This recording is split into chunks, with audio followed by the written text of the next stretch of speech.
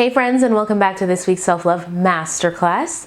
Today I want to talk to you about Facebook, and I want to talk to you about it because, Facebook is great for all different kinds of reasons. It really helps us to connect with our friends and our family in a way that we could not have before its invention. It also gives us a sense of agency and allows us to really feel like our voice matters, to connect on social issues that we would have struggled to connect on before. And what's really awesome is it's really bringing the world together. It's allowing us to meet people and talk to people and connect with people from all parts of the world that we just never would have met, in the past. There's also a downside to Facebook, and it's not Facebook itself, it's really how we use Facebook, because I have all different kinds of friends and clients who have actually taken a hiatus from Facebook because they have thought to themselves, oh my God, I am totally getting sucked in and devoured by this thing called Facebook.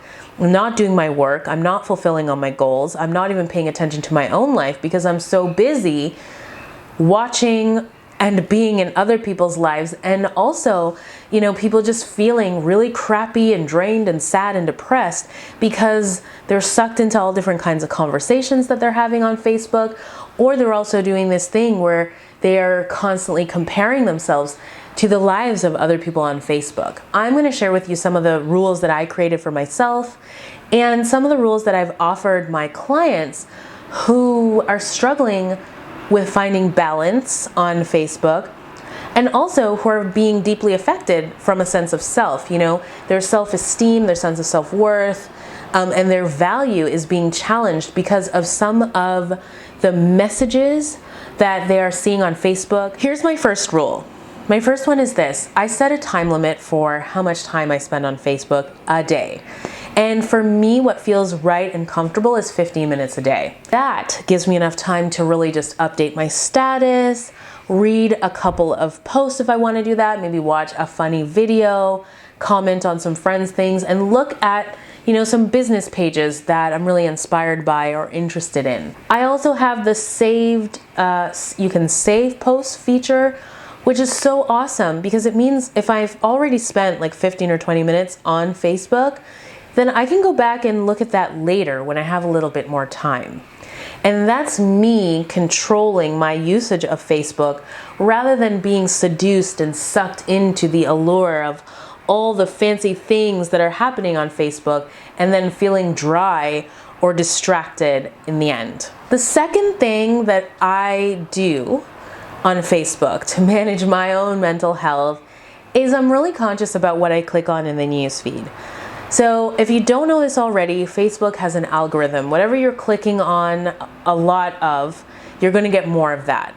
So I try to click on things for friends and family more so, and not as much news stuff. The reason for this is because if I'm clicking on all this new stuff, if I'm clicking on all this stuff about Donald Trump, well, then my news feed is going to be filled up with all the racist, misogynistic, xenophobic, horrible things that Donald Trump is saying all over the place. And quite honestly, Facebook is supposed to be for me. It's supposed to be a pleasurable thing for me.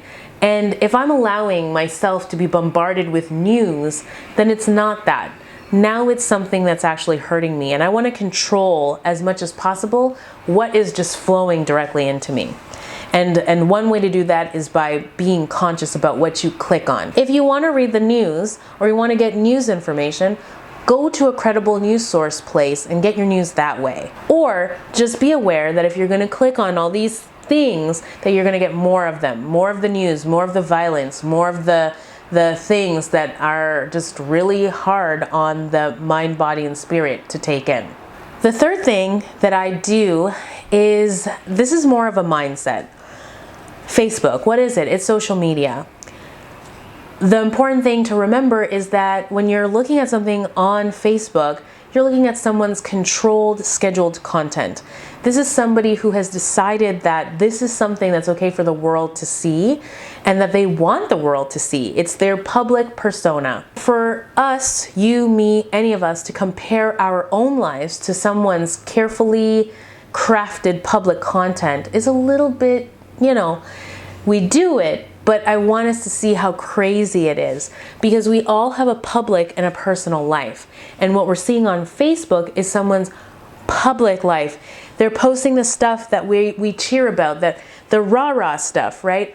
They're not posting the stuff that is very private. And a lot of the stuff that many of us struggle with, or the stuff that we're not so happy with or working on, or not so proud of, are the stuff that are in our private lives.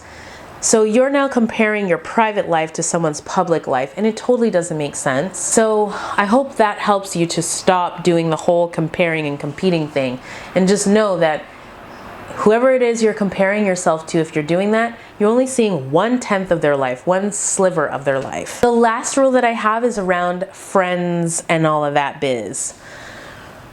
You got a friends list, and different people use their friends list in different ways for different reasons. For me personally, the people on my friends list are people that I actually know, and people that are actually friends, and people that I think are participants in my life. And I like that, because I post a lot of private things on my Facebook, things that are not so perfect, and things that are not carefully crafted or carefully scheduled. I want to just be myself, and I want to know that I have safety with the people on my list. Now, if you've got people on your friends list that you don't even know, that you have no idea who they are, and you're using your Facebook just for business, your personal Facebook page just for business, then okay.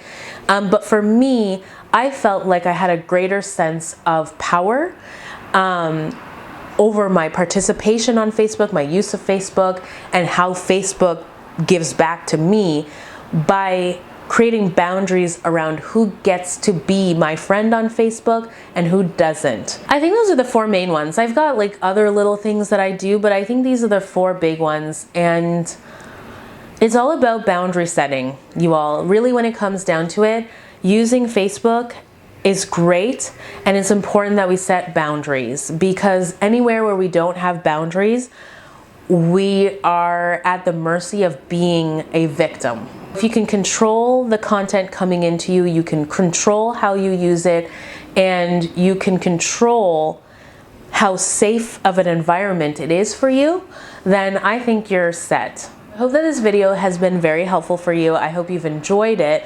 And if it has been a service to you, please don't forget to show me some love by giving it a thumbs up.